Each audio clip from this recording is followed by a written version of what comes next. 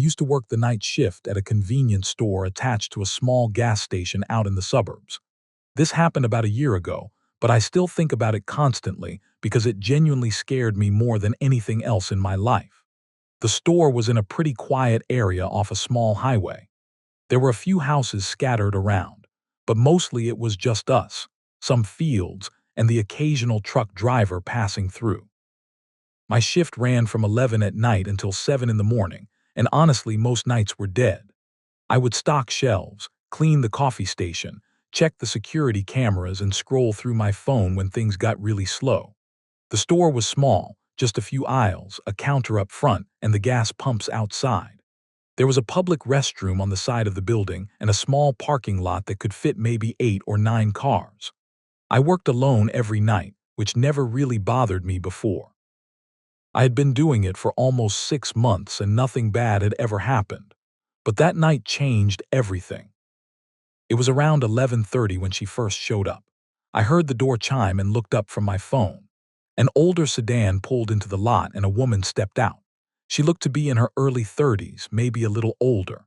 She had long dark hair that hung down past her shoulders and she was wearing a gray hoodie, jeans, and carrying this large purse over her shoulder. She walked into the store slowly, not in a hurry at all. I said hey and she did not respond. She just walked past me and started moving up and down the aisles. I went back to my phone but kept an eye on her through the security mirror we had up in the corner. She picked up a bottle of water from the cooler and grabbed a granola bar from one of the shelves. Then she came up to the counter. I rang her up and told her the total. She handed me cash, exact change, and I gave her the receipt. That is when I noticed her eyes. She was staring directly at me, not blinking, for what felt like 5 or 6 seconds. It was not a normal look. It was intense and uncomfortable. I said thanks, and she just nodded once and said thanks back in this really quiet voice. Then instead of leaving, she turned and walked toward the corner of the store near the restroom area. I figured she was going to use the bathroom, but she did not. She sat down at one of the small tables we had set up by the window for people who wanted to eat their food there. She put her water and granola bar on the table but did not open either of them. She just sat there staring out the window. I tried not to think too much about it. Sometimes people stop to rest or kill time, especially late at night. But after about 15 minutes, I realized she had not moved at all. She was not on her phone. She was not eating. She was just sitting there looking out at the parking lot, which was completely dark except for the lights from the gas pumps. I kept myself busy, restocking the candy section and wiping down the counter. Every time I glanced over, she was still in the same position. Around midnight, she stood up and walked toward the restroom. I heard the door open and close. She stayed in there for maybe 10 minutes. I did not hear the sink running or anything, just silence. When she came back out, she did not wash her hands or anything.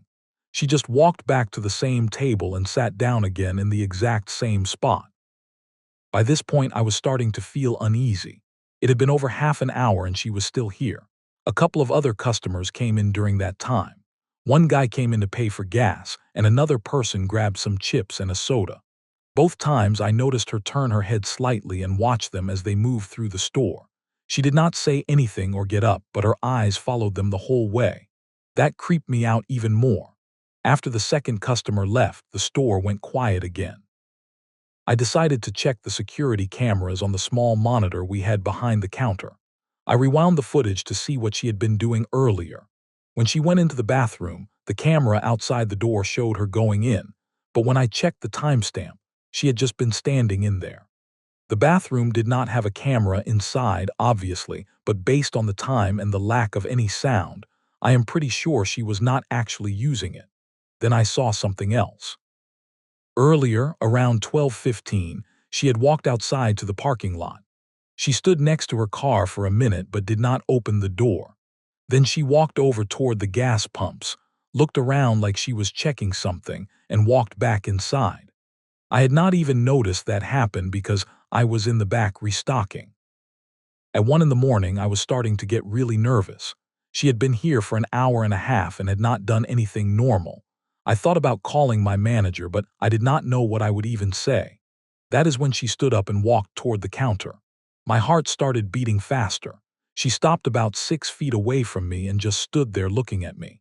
She did not say anything for like 20 or 30 seconds. It felt like forever. Finally, I asked her, "Can I help you with something?" She spoke so quietly I almost did not hear her. "What time do you close?" I told her we were open 24 hours. She said, "Oh, okay," but she did not move. She just stood there for another minute and then she asked, "Are you here alone?" That question made my blood run cold. I lied immediately and said, "No, my coworker is in the back." She turned her head slightly and looked toward the door that led to the storage room. Then she nodded slowly and turned around. She walked back outside to the parking lot. I grabbed my phone and texted my friend right away. I told him there was a woman acting really strange at my work and I was getting scared. He told me to call the cops if I felt unsafe. I thought about it but was not sure if I was overreacting.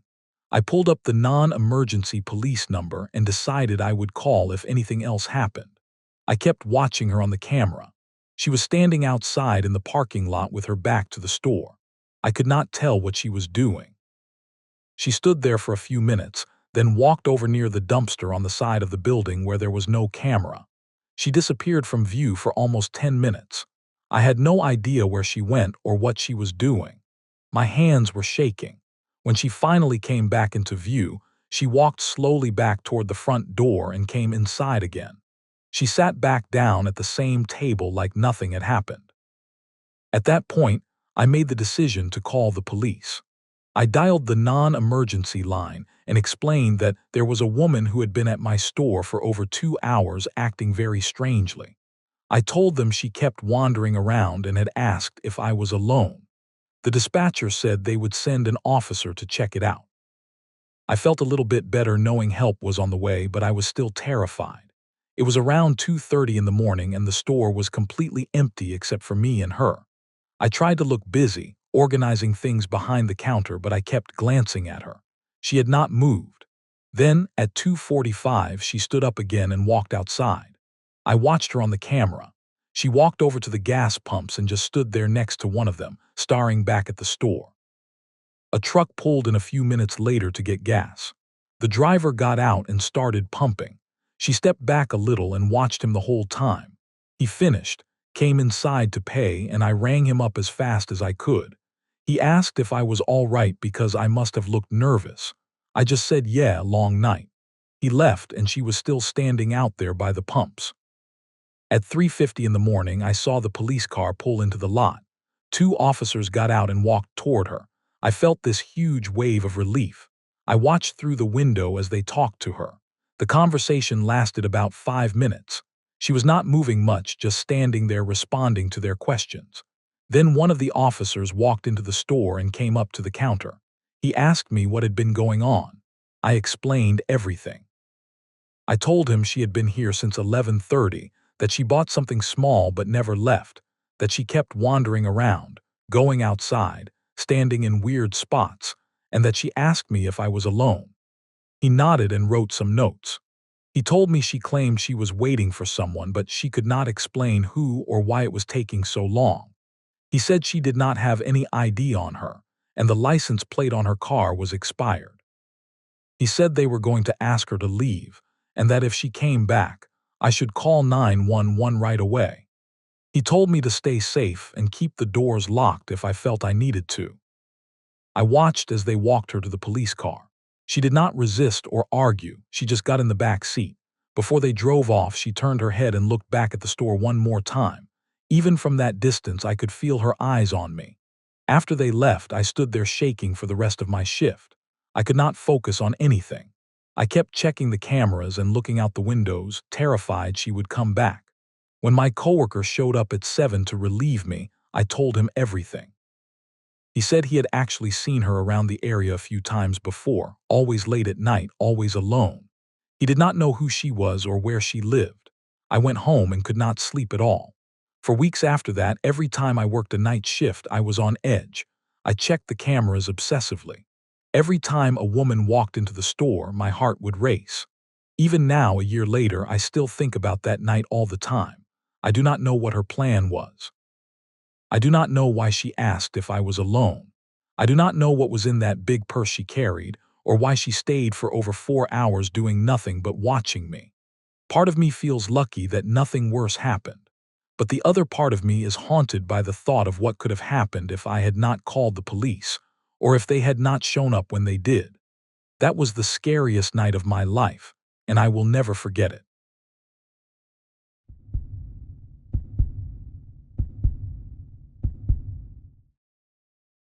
My name is Marcus. I'm 22 years old and I work the night shift at a quick-stop convenience store in the suburbs. It's one of those 24/7 places that stays lit up like a beacon while the rest of the neighborhood sleeps. I took this job about 2 months ago because I'm in college during the day and I needed something that would pay my rent and let me study when it was slow. The shift runs from 11 at night until 7 in the morning. Most nights it's just me, the hum of the refrigerators, and the fluorescent lights buzzing overhead. I actually liked it at first. It was quiet, predictable, and I could get my reading done between restocking shelves and ringing up the occasional insomniac buying energy drinks. I thought the hardest part of night shift would be staying awake. It started on a Wednesday night around 2:30 in the morning. I was wiping down the counter and getting ready to brew a fresh pot of coffee when the automatic doors slid open. A woman walked in. She looked like she was in her late 30s, maybe early 40s. She wore a gray jacket, had her hair pulled back in a neat ponytail, and had this really sharp, observant way of looking around. What struck me as odd right away was that she didn't head straight for the snacks or drinks like most people do. She just stood near the entrance, looking directly at me. I gave her a polite nod and said, "Good evening." She smiled slightly and walked closer to the counter. "You're new here, aren't you?" she asked. I nodded and said, "Yeah, started about 3 weeks ago." She tilted her head a little. "Night shift must be tough for someone your age. Most young guys can't handle being alone this long." I shrugged and said something about needing the money for school. Then she said something that made my stomach tighten a bit. "You drink a lot of green tea, don't you?" I blinked. I did drink green tea during my shifts, but I never mentioned it. She must have noticed my confusion because she gestured toward the trash can behind the counter. I saw the bottles in there last time I was in. I hadn't noticed her before. She grabbed a bottle of water from the cooler, came back, and paid. Before leaving, she said, "I'm Linda, by the way." I told her my name was Marcus, trying to be polite. She smiled again. "I'll see you around, Marcus." After she left, I realized I hadn't been wearing a name tag that night. Over the next 2 weeks, Linda started showing up more often. It wasn't every night, which somehow made it worse. She'd come in on a Tuesday at 1 in the morning, then again on Friday at 3:30, then Sunday at 2:15. There was no pattern I could predict.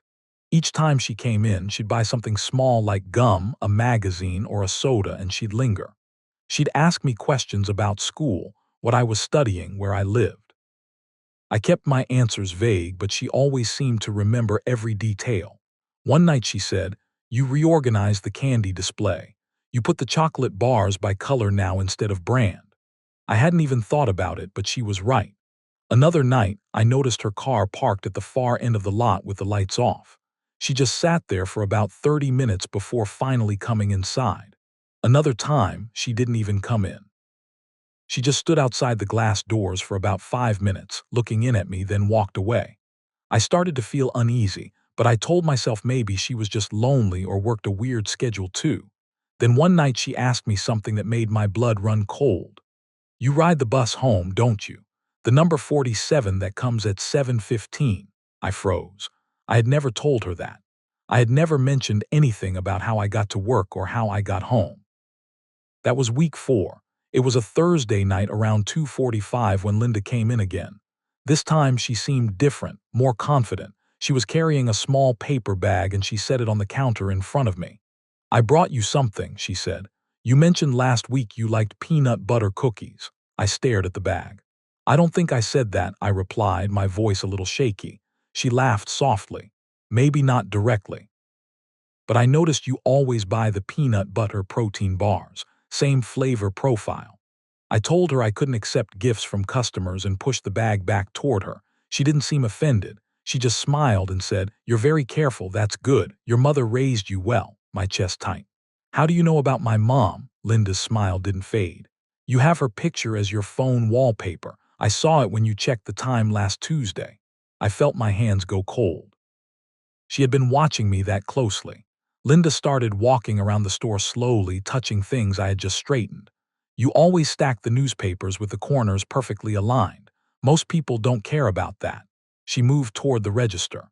The way you count the register at 4 a.m. every night. You tap the bills twice before putting them in the drawer. I told her I was busy and needed to get back to work. She stopped near the door and looked back at me. Do you ever feel like someone understands you better than you understand yourself? I didn't answer. She continued, I think about you a lot, Marcus, more than I probably should. Then she left. After that night, I started changing things. I stopped leaving my phone on the counter. I changed my wallpaper to a generic landscape photo. I avoided talking about anything personal. I even started taking a different bus home, the number 52 at 7:30 instead of the 47. I moved my break spot from the back room to the area where the security cameras could see me. But Linda kept coming. 4, sometimes 5 times a week now. Sometimes at 12:30 at night, sometimes at 4 in the morning, sometimes right before my shift ended at 5:45. She didn't always buy anything anymore. Sometimes she just stood there and watched me. She'd make comments that proved she was still paying attention. You changed your schedule, you leave later now. Or, you stopped eating the microwave burritos. Smart choice, those things are terrible for you. One night I found a small sticky note tucked between the magazines near the register. It said, you look tired. Are you sleeping okay? With just the letter L at the bottom. I didn't see her put it there. Another night I found a box of peanut butter protein bars on the shelf behind the counter, the employee-only area. I hadn't put them there. I thought about reporting her, but what could I say? She hadn't threatened me. She hadn't done anything illegal that I could prove. And I really needed this job. I texted my roommate about it, just so someone else would know what was happening. Everything came to a head on a Friday night during my 6th week. I had gone to the bathroom during my 15-minute break, and when I came back, there was a manila envelope sitting on the counter. My hands were shaking as I opened it. Inside were 6 or 7 printed photos. Color prints, the kind you get from a regular printer. The first one was me waiting at the bus stop, taken from across the street. The second was me walking out of my apartment building. Another showed me buying coffee at the shop near campus. One was taken through the library window with me sitting at a table. Last one was me inside the store, wiping down the counter. On the back of each photo, written in blue pen, were dates and times. Tuesday, 7:32 a.m., Thursday, 6:48 a.m., Monday, 3:15 p.m. They were all from the past 2 weeks. About 20 minutes later, Linda walked in. This time I didn't wait. My voice cracked a little, but I said, "What is this? Why are you following me?" She looked at the photos on the counter and stayed calm. Following is such a harsh word. I'm just paying attention. I felt my hands shaking. This is stalking, you know that, right? Linda shook her head slowly. I think you're misunderstanding. I care about you. Someone has to notice these things. I backed up toward the phone behind the counter. Notice what? That I'm just trying to do my job. She kept talking like I hadn't said anything. You tie your right shoe tighter than your left. You check your phone exactly every 23 minutes. You touch your neck when you're nervous, just like you're doing right now. I told her to stop. She stepped closer. Why are you upset? Most people spend their whole lives wanting someone to truly see them. I see you, Marcus, every detail. I pulled out my phone and told her I was calling the police. She didn't try to stop me. She just said, and tell them what? That I shop at your store, that I'm friendly, that I happen to be in public places where you also are. But I dialed 911 anyway. The police arrived in 12 minutes. 2 officers, Rodriguez and Chen. I showed them the envelope of photos and told them everything. Linda stayed calm the whole time, cooperative and polite.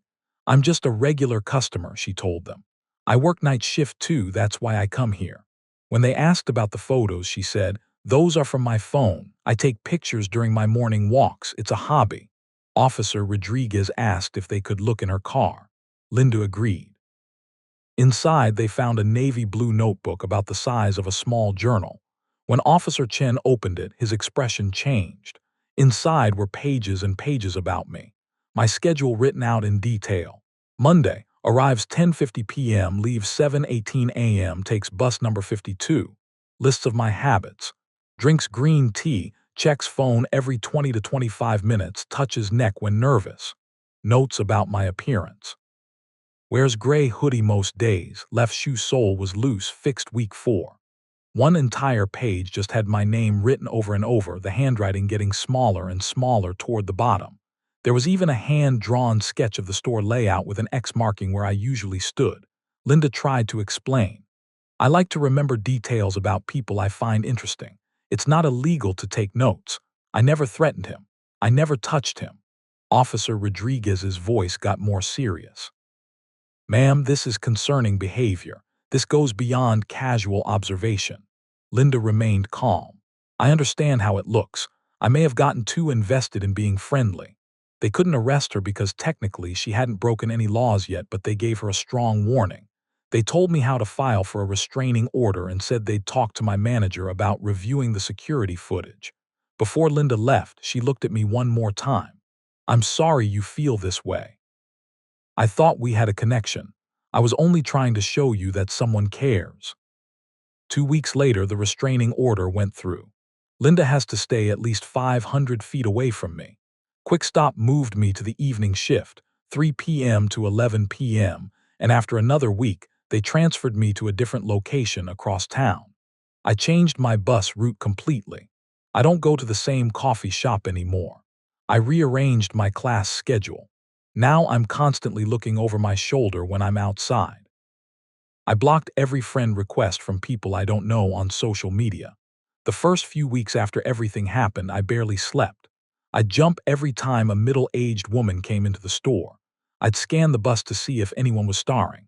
Even at home, I'd get this feeling like I was being watched. 3 days ago, I noticed a new Instagram account started following me.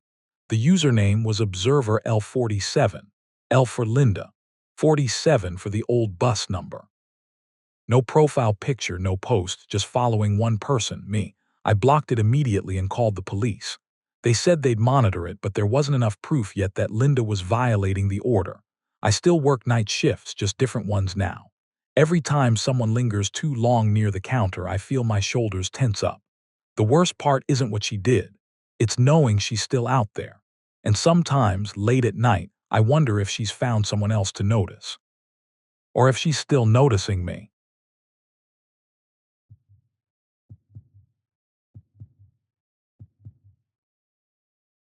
My name is Marcus. I'm 24 years old and I work the overnight shift as a cashier at a quick-stop convenience store on the outskirts of town. My shift runs from 11 at night until 7 in the morning, and honestly, most nights are pretty dead. I took this job because I'm in college during the day and needed something to cover rent. The work is simple enough. I stand behind the register, stock shelves when it's slow, and maybe once or twice an hour someone pulls in for gas or grabs a snack. Most of the time I just sit behind the counter, read a book, or scroll through my phone. The store is small. 4 aisles, a checkout counter, and big glass windows that look out onto the parking lot and gas pumps. Every night felt the same. Until last Wednesday. It was colder than usual that night, maybe around 25 degrees. I had just finished helping the last customer around 12:45, a truck driver who grabbed coffee and a sandwich. After he left, the place went completely silent. I started tidying up behind the counter and checking expiration dates on the sandwiches in the cooler. That's when I heard a car pull into the lot. I glanced up and saw a dark-colored sedan roll in and park right in front of the glass doors, maybe 20 feet from where I was standing. The headlights stayed on. The engine kept running. I waited for someone to get out, but nobody did. The car just sat there, idling. I figured maybe someone was on their phone or checking directions, so I went back to what I was doing. But after a few minutes, I looked up again. The car was still there, engine running, lights on, no movement. I started to feel a little uneasy. The big glass windows made me feel exposed, like I was on display. I tried to distract myself by walking over to the snack aisle and straightening up the bags of chips. but every time I came back to the counter, that car was still sitting there in the exact same spot. Finally, I decided to step outside and see what was going on. I pushed open the door and cold air hit me hard. I stood just outside the entrance and looked toward the car. The windows were fogged up so I couldn't see inside clearly, but I could make out the vague silhouette of someone sitting in the driver's seat. I stood there for a few seconds, then called out, "Can I help you with something?" Nothing. No response. The person inside didn't move. A chill ran down my back that had nothing to do with the temperature. I backed up into the store but didn't lock the door. We're a 24/7 spot, so we never lock up. I went back behind the counter and tried to focus on my phone, but I couldn't stop glancing outside every few seconds. Then, without warning, the car started revering. I looked up fast, thinking the person was finally leaving, but they didn't drive away. Instead, the car backed up about 30 feet and stopped. The headlights were still on, the engine still running. Now it was farther out, just beyond the reach of the store's lights. All I could see were those headlights aimed right at me. I stood up and walked closer to the glass doors, trying to get a better look. The car sat there for a couple of minutes. Then it started rolling forward, slowly. Not fast, just creeping along. I took a step back. The car stopped in the exact same spot as before, right in front of the doors, 20 feet from the counter. My heart started pounding. I thought, what the hell is going on? I pulled out my phone and called Dave, the night shift manager. It rang and rang, but he didn't pick up. I left him a shaky voicemail. "Hey Dave, there's someone in the parking lot acting really weird. Just wanted to let you know." I sat back down behind the counter and tried not to look outside. I opened my laptop and put on a movie, hoping it would take my mind off things. But every couple of minutes I'd glance up. The car was still there.